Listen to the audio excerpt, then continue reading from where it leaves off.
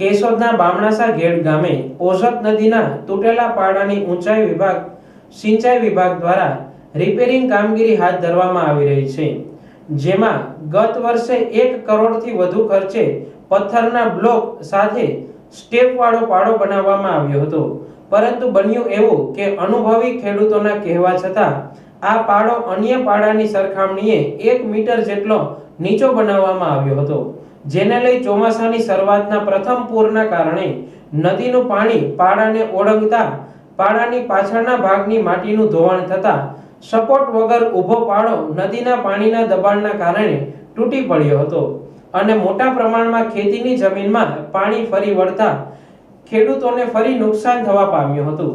હવે જ્યારે ચાલુ વર્ષે ચોમાસું નજીક આવી રહ્યું છે, ત્યારે પાડાની ફરીથી રિપેરિંગ કામગીરી ચાલુ કરવામાં આવતા પૂરના લેવલની સ્થિતિનો અનુભવ ધરાવતા ખેડૂતોએ અગાઉ આપેલી સલાહ મુજબ 1 મીટર ઊંચો પાડો કરવા રજૂઆત કરાતા પાડો બનાવવા કામગીરી ખોરંભે પડી હતી। જોકે ફરીથી આ પાડો તૂટે નહીં તેવી ખેડૂતોની ટેકનિકલી સલાહ ગળે ઉતરતા સિંચાઈ વિભાગના અધિકારી અને કોન્ટ્રાક્ટરે ખેડૂતોની વાત ગ્રાહ્ય રાખી હતી અને પાડાને 1 મીટર ઊંચો લેવા નિર્ણય લીધો હતો।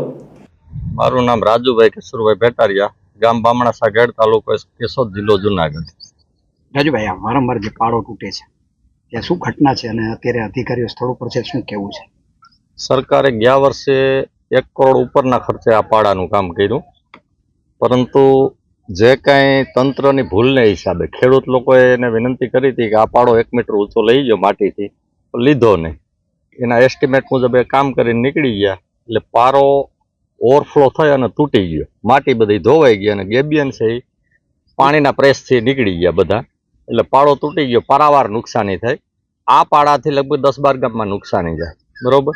પછી ચોમાસામાં કોન્ટ્રાક્ટર રિપેર કરી ગયા એટલે પાણી બંધ થઈ ગયું। પછી આ વર્ષે આ પાડો છે એ કોન્ટ્રાક્ટર પાછા બનાવવા આવ્યા, એટલે એના માટે થઈ અને અમે આજે આ મિટિંગ ખેડૂતની બોલાવી।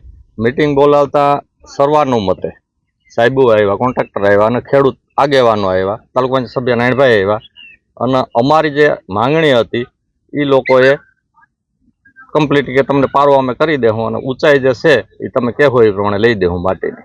કઈ રીતે પાડાનું આયોજન થાય તો ન તૂટે, એ કઈ રીતની તમે રજૂઆત હતી?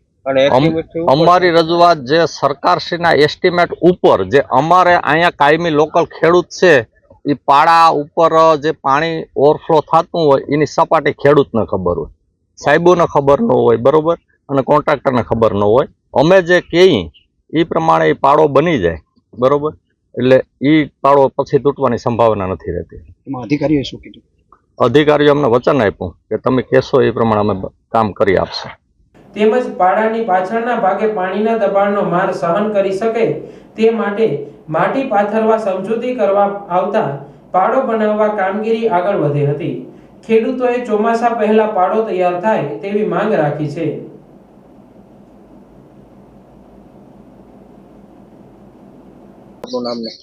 MJ વઘાસિયા, નાયબ કાર્યપાલક ઇજનેર, સિંચાઈ વિભાગ, કેશોદ। આજે નદીની સમસ્યા છે પાડાની, શું છે?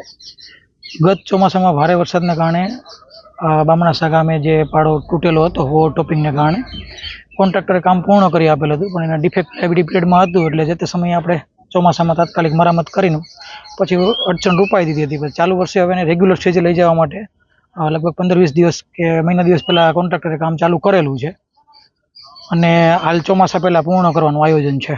આ લોકોની સમસ્યા હતી કે ભાઈ પાડો જે તૂટ્યો છે, જે કારણોસર તૂટ્યો છે, એ કારણો ક્યાં હતા અને એમાં તમે શું ફેરફાર કર્યો તમારા ટેન્ડરમાં? ડિઝાઇન મુજબ પાડો પ્રોટેક્શન વોલ બાંધવામાં આવેલ, પણ પ્રોટેક્શન વોલથી ઉપર પાણી જતાં ઓવરટપ થયું, ઓવરટપને કારણે પાછળના ભાગમાં માટીનું ધોવાણ થયું, એટલે ઉપરથી ગેબિયનની માત્ર 15 કે 20 મીટરમાં ગેબિયનની 2 રો પડવા પામીને એને કારણે ત્યાંથી પાણી નીકળી જવા પામેલું હતું। સદંતર પાડો તૂટવા નહોતો પામ્યો, પણ ઓવરટપ થવા પામેલું હતું। હવે ખાતેદારની રજૂઆત એવી છે કે ભાઈ તમે જે લાસ્ટ સ્ટેજે તમે લઈ ગયા હતા એને થોડુંક ઊંચું લઈ જાઓ। કોન્ટ્રાક્ટરો અત્યારે ડિફિલાબિલિટીમાં કામ કરે છે, બધા ખેડૂતોની રજૂઆત છે, કોન્ટ્રાક્ટરે સહમતિ આપી છે કે હાલો હું મારા ખર્ચે પોતાના ખર્ચે ઊંચું કરી આપીશ। એટલે જે કામગીરી ચાલુ છે ને પેલા માવઠાની આગાહી છે એને કારણે થોડોક વેગ આપવાનું કીધું, એ પણ કોન્ટ્રાક્ટરે કહ્યું છે કે હું થોડીક મશીનરી વધારીને કામગીરી તાત્કાલિક પૂરી પાછળ જે માટી નાખવાની વાત આવે છે તો એમાં તમારી શું કાર્યવાહી છે. અત્યારે જે એનું રજૂઆત એવી હતી કે આગળની દિવાલ છે 5 મીટરની કોન્ક્રીટની, એની પાછળ પણ માટી નાખો, તો એ પણ અત્યારે ખોલાઈ નાખ્યું છે અને કોમ્પ્રેસિવ મેનરમાં એકી સાથે માટી કામ થાય એ રીતના કામગીરી ચાલુ છે હાલ.